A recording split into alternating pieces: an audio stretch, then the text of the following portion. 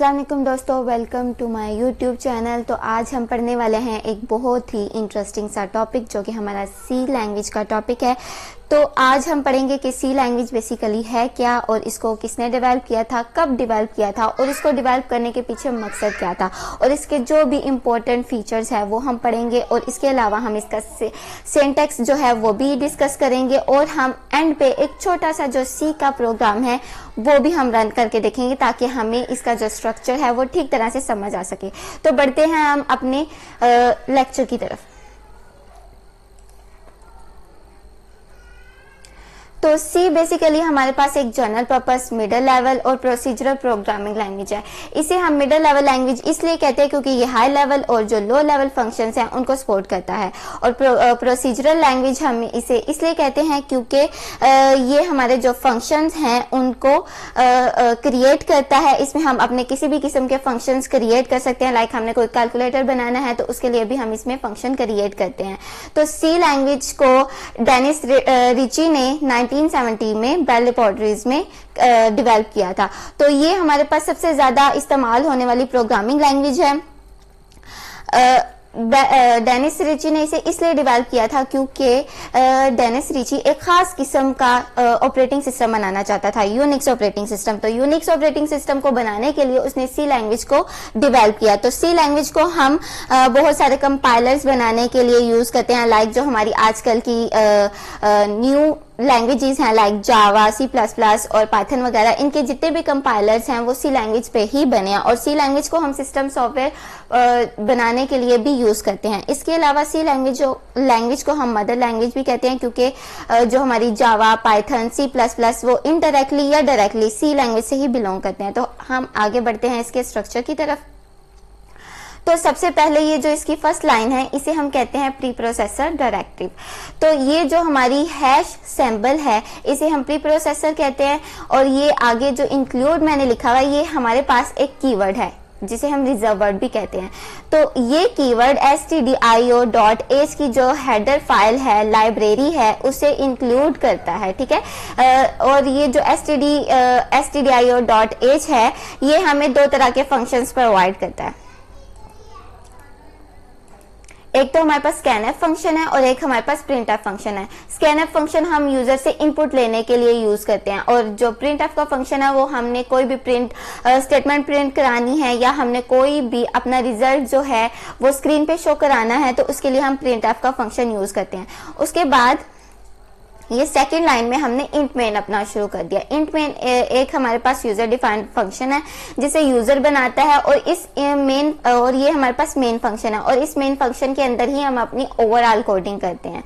ठीक है। तो उसके बाद ये जो एंड वाली लाइन है रिटर्न 0, ये हमारी जितनी भी स्टेटमेंट्स हैं उनको एंड पे रिटर्न कर देता है। जब हम यहाँ पर इंट का फंक्शन बनाते हैं तो हम एंड पे इसके रिटर्न 0 लगाएं या ना लगाएं इससे कोई फर्क नहीं पड़ता। लेकिन जब हम यहाँ इंट की जगह पे वॉइड की जो डाटा टाइप है वो यूज करते हैं तब यहाँ पर हम रिटर्न 0 नहीं लगाते। तो अगले लेक्चर में हम इसके बारे में मजीद डिस्कस करेंगे। तो चलते हैं हम इसके मजीद की पॉइंट्स की तरफ। तो सी बेसिकली हमारे पास एक केस सेंसिटिव लैंग्वेज है। केस सेंसिटिव इस तरह से है कि मिसाल के तौर पर हमने एक वेरिएबल जो है वो इनिशियलाइज करा लिया है स्मॉल एन से। तो जब हमने इसे इनिशियलाइज करा लिया उसके बाद हम इसे दोबारा से असेस करना चाहते हैं तो हम इसे कैपिटल एन से असेस नहीं करेंगे। लाइक हम प्रिंट ऐप में कैपिटल एन लिख रहे हैं कि अब हमें जो जो हमने वेरिएबल डिक्लेयर कराया है एन के नाम से वो हमें प्रिंट करा दो, तो वो हम कैपिटल एन में नहीं लिखेंगे, वो हम स्मॉल एन में ही लिखेंगे बिकॉज हमने पहले उसे डिक्लेयर कराया हुआ है स्मॉल एन के जरिए। ठीक है। तो जिस तरह से हमने किसी वेरिएबल को डिक्लेयर कराया हम उसे असेस भी उसी तरीके से ही करेंगे। ठीक है। और इसके अलावा हमने कोई भी स्टेटमेंट लिखनी है, इसमें कोई भी लाइन लिखनी है तो हमने एंड पे सेमीकोलन जरूर लगाना। इस तरह की जो छोटी मोटी चीजें हैं, सेमीकोलन, कोटेशन मार्क्स, ब्रैकेट्स, इनके अलावा ये सी लैंग्वेज रन नहीं होती। हमें इनका बहुत खास ध्यान रखना होता है ताकि हम अपना जो प्रोग्राम है वो सक्सेसफुली रन कर सकें। और दूसरा इसका जो पॉइंट है वो ये है कि इसमें 32 कीवर्ड्स यूज होते हैं। ठीक है, रिजर्व वर्ड्स जो बाय डिफॉल्ट होते हैं, डेवलपर ने सी लैंग्वेज को बनाते वक्त इनको बनाया था, और बस हमने सिर्फ क्या करना होता है कि हमने ये कीवर्ड्स उठा के अपने प्रोग्राम में इस्तेमाल करने होते हैं। और उसके बाद जो इसका तीसरा की पॉइंट है वो ये है कि हम इसकी जो एक्सटेंशन है, ये जब भी हमने अपनी जो सी प्रोग्रामिंग की फाइल है वो सेव करनी है, तो हमने उसे .cpp की एक्सटेंशन के साथ सेव करनी है। ठीक है, तो अब चलते हैं हम इसके प्रोग्राम की तरफ। एक छोटा सा बेसिक प्रोग्राम करेंगे ताकि जो इसका स्ट्रक्चर है वो आपको समझ लग सके। ठीक है,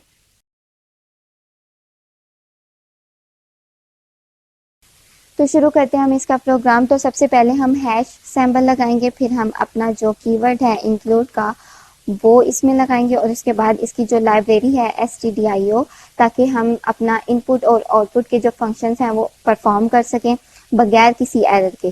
तो stdio.age। उसके बाद आ जाते हैं हम अपने मेन फंक्शन की तरफ, और इसमें अब हम एक सिंपल सा जो बेसिक प्रोग्राम है, जब भी हम कोई प्रोग्रामिंग लैंग्वेज सीखते हैं तो सबसे पहले हम हेलो वर्ड या हेलो सी या हेलो जावा का एक प्रोग्राम जो है वो रन करते हैं, यानी कि हम हेलो वर्ड का जो एक स्टेटमेंट होगी वो हम प्रिंट करेंगे। तो हम प्रिंट एफ का फंक्शन लगाएंगे, ब्रैकेट्स लगाएं। ठीक है, जब हमने प्रिंट एफ का फंक्शन लगाना है तो हमने ये जो हमारी गोल ब्रैकेट्स हैं इनको यूज करना है, और अंदर हमने कोटेशन मार्क्स लगाने हैं। हमने कोई भी स्टेटमेंट प्रिंट करानी है ना, तो हमने इन कोटेशन मार्क्स के अंदर ही प्रिंट करनी है। तो हम यहाँ पर लिखेंगे हेलो सी। ठीक है, तो एंड पे ब्रैकेट के बाहर हम यहाँ पर एक सेमी कॉलन लगा देंगे। ठीक है, आगे हम रिटर्न 0।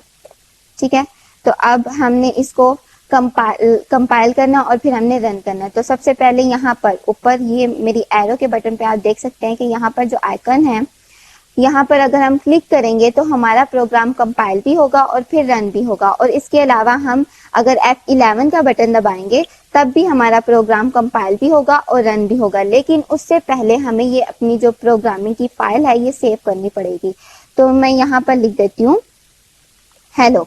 ठीक है, तो हेलो मैंने लिखा, और उसके बाद अगर मैं .cpp लगाऊंगी तब भी ये मेरी सेव हो जाएगी। अगर ये मैं .cpp नहीं लगाऊंगी तो बाय डिफॉल्ट यहाँ पर मेरी जो एक्सटेंशन है वो ऑलरेडी सेव हुई भी है। तो अगर ये मैं नहीं लगाती तब भी मेरा सेव हो जाएगा। ठीक है, मैंने सेव किया इसे, और यहाँ नीचे आप देख सकते हैं कि इसकी जो प्रोसेसिंग है वो शुरू हो चुकी है। अगर कोई एरर आएगा तो मुझे वो यहाँ पर वार्निंग दे देगा कि आपका एरर आया, लेकिन यहाँ पर मेरा कोई भी एरर नहीं आया तो उसने 0 लिख दिया। ठीक है, और वार्निंग भी 0 है, यानी कि मेरा प्रोग्राम जो है वो बिल्कुल सही है, और उसने ये जो स्टेटमेंट है वो भी सही प्रिंट कर दिया। ठीक है, तो इसके बाद अगर मैं यहाँ पर रिटर्न 0 नहीं लगाती तो क्या तब भी मेरा प्रोग्राम ऐसे ही रन होगा?